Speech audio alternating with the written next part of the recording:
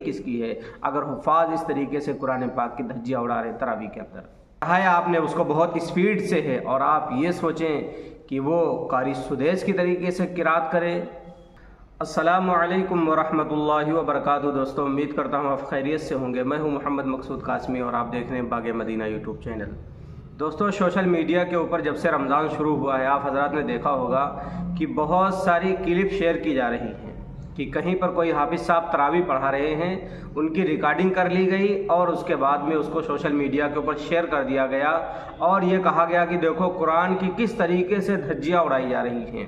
قرآن کو ٹرین بنا کر کے رکھ دیا ہے، قرآن کو بلٹ ٹرین کی طریقے سے پڑھ رہے ہیں۔ اس طریقے کے لوگ پازیٹیو اور نیگیٹو کمنٹ کرتے ہیں انہی کلپس کے اوپر۔ دوستو کیا کبھی ہم نے سوچا ہے کہ ہم کمنٹ تو کر دیتے ہیں، تنقید تو کر دیتے ہیں کہ حافظ صاحب دیکھو قرآن کی دھجیاں اڑا رہے ہیں، لیکن ہم یہ سوچنے کی کوشش نہیں کرتے ہیں کہ حافظ صاحب اگر قرآن کی دھجیاں تراویح کے اندر اڑا رہے ہیں تو اس کا اصل ذمہ دار کون ہے، اس میں اصل غلطی کس کی ہے؟ آج کی اس ویڈیو میں یہی چیزیں ہم جانیں گے۔ تو آپ سے گزارش کرتے ہیں کہ پہلی بار اگر چینل پر آئے ہیں تو برائے مہربانی سبسکرائب کر لیجئے۔ تو سب سے پہلے یہ حافظ صاحب کی ذرا سنیے تراویح بھائی، اس کے بعد آگے بات کرتے ہیں۔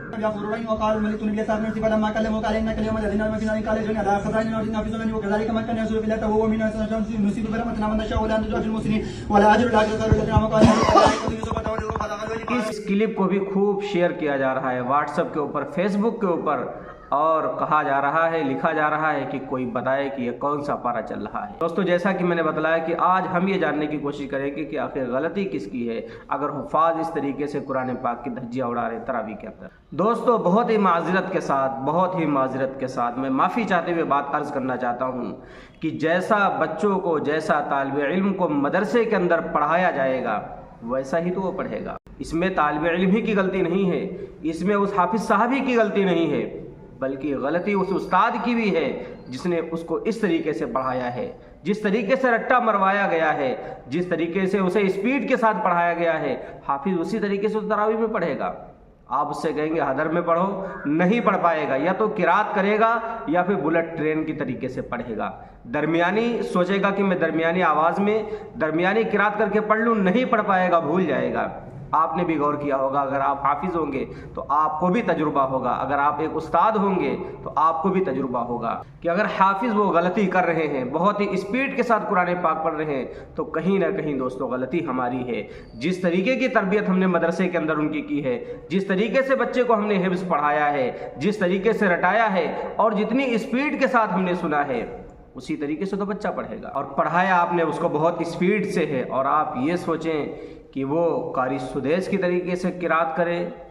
تو نہیں کر پائے گا، کیونکہ اس کی عادت بچپنے ہی سے اسی طریقے سے ڈلوائی گئی ہے۔ دوستو یہ باتیں کڑوی تو ہیں لیکن واقعی سوچنے والی ہیں، سوچنے پر انسان مجبور ہو جائے گا کہ میں کہیں نہ کہیں غلطی اس استاد کی بھی ہے۔ اگر استاد شروع ہی سے بچے کو اسی اعتبار سے پڑھائے کہ اچھی طریقے سے پڑھے، زیادہ اسپیڈ نہ لے، تو بچہ بھی بڑا ہو کر کے چاہے تراویح میں ہو یا ویسے بھی ہو وہ اسی اعتبار سے پڑھے گا جس طریقے سے اس کو پڑھایا گیا ہے۔ اور جب اس کو اسپیڈ کے ساتھ ہی پڑھایا گیا تو اسپیڈ کے ساتھ ہی پڑھے گا، وہ قاری سدیس نہیں بن پائے گا۔ اس لیے تنقید کرنا بند کیجئے اور اصل وجہ کو تلاش کیجئے کہ اصل وجہ کیا ہے۔ دوستو امید کرتا ہوں کہ آپ حضرات کو آج یہ باتیں بہت ہی اچھی طریقے سے سمجھ میں آ گئی ہوں گی، اور جو اساتذہ ہیں، حفاظ اکرام ہیں، قراء اکرام ہیں، میری اس ویڈیو کو دیکھ رہے ہیں، انشاءاللہ آئندہ سالوں میں وہ اس بات کی ضرور کوشش کریں گے کہ ہم اپنے بچوں کو اس طریقے سے پڑھائیں تاکہ کل کو کوئی تنقید کرنے والا نہ ہو کہ قرآن پاک کو بلٹ ٹرین بنا دیا ہے، قرآن پاک کی دھجیاں اڑا رہے ہیں۔ تو جو میں نے باتیں کہیں اگر کسی کو تکلیف ہوئی تو اس کے لیے میں معافی چاہتا ہوں